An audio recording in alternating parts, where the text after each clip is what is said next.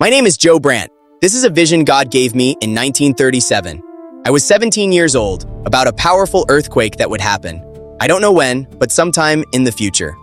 I woke up in the hospital room with a terrific headache, as if the whole world was revolving inside my brain. I remember vaguely the fall from my horse Blackie. As I lay there, pictures began to form in my mind. Pictures that moved with the speed of lightning. Pictures that revolved. Pictures that stood still.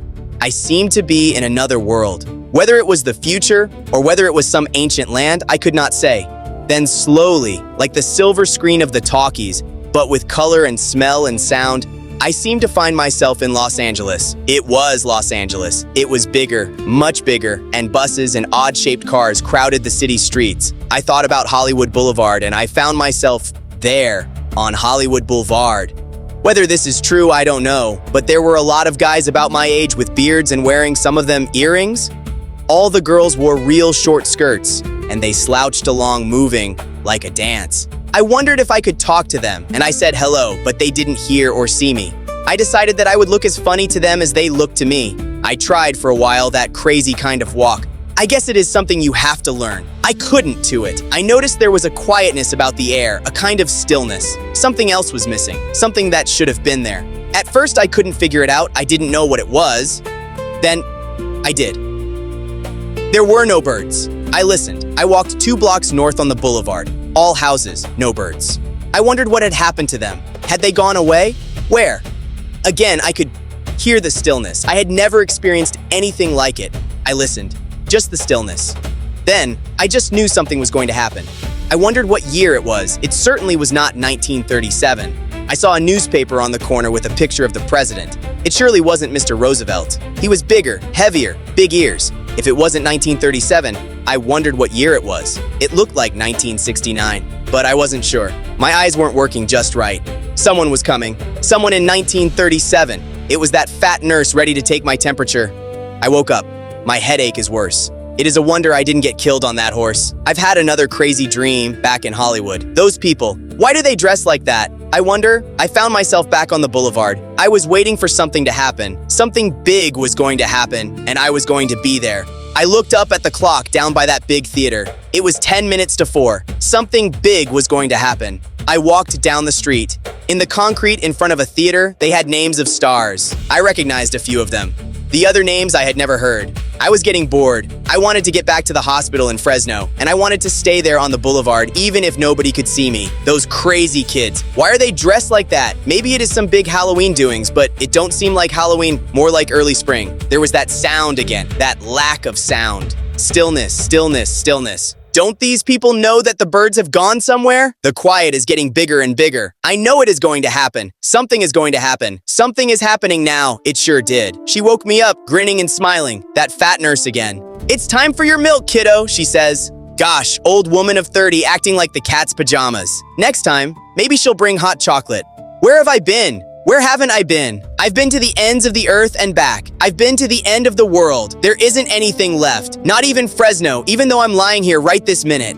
If only my eyes would get a little clearer so I can write all this down. Nobody will believe me anyway. I'm going back to that last moment on the boulevard. Some sweet kid went past, dragging a little boy, twins I guess, by each hand. Her skirt was up well, pretty high, and she had a tired look. I thought for a minute I could ask her about the birds, what had happened to them. And then I remembered she didn't see me. Her hair was all frowsy, way out all over her head. A lot of them looked like that, but she looked so tired and like she was sorry about something. I guess she was sorry before it happened, because it surely did happen. There was a funny smell. I don't like it. A smell like sulfur, sulfuric acid, a smell like death.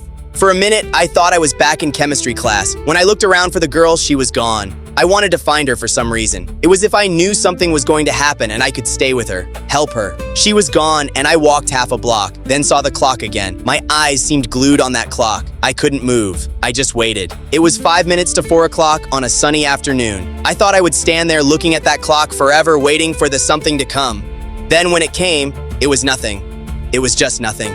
It wasn't nearly as hard as the earthquake we had 2 years ago. The ground shook, just an instant. People looked at each other surprised. Then they laughed. I laughed too. So this was what I had been waiting for. This funny little shake. It meant nothing. I was relieved and I was disappointed. What had I been waiting for? I started back up the boulevard, moving my legs like those kids. How did they do it?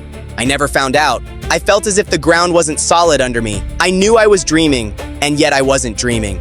There was that smell again, coming like from the ocean. I was getting to some kind of department store, and I saw the look on the kids' faces. Two of them were right in front of me, coming my way. Both with beards, one with earrings. One said, "Let's get out of this place. Let's go back east." He seemed scared. It was as if the sidewalks were trembling, but you couldn't seem to see them. Not with your eyes, you couldn't.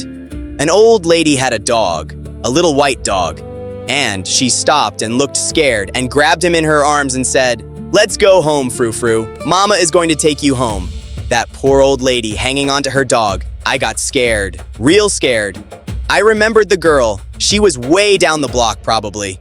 I started to run. I ran, and the ground kept trembling.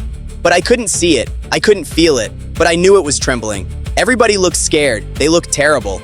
One young lady just sat down on the sidewalk all doubled up. She kept saying, "Earthquake, it's the earthquake," over and over. But I couldn't see that anything was different. Then, when it came, how it came, like nothing in God's world, like nothing. It was the scream of a siren, long and low, or the scream of a woman I heard having a baby when I was a kid.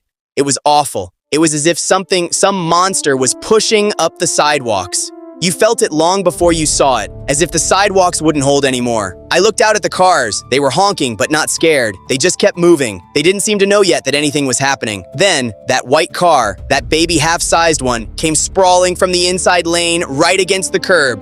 The girl who was driving just sat there. She sat there with her eyes staring, as if she couldn't move, but I could hear her. She whimpered, like a little girl. She made funny noises. I watched her, thinking of the other girl. I said that it was a dream and I would wake up. But I didn't wake up.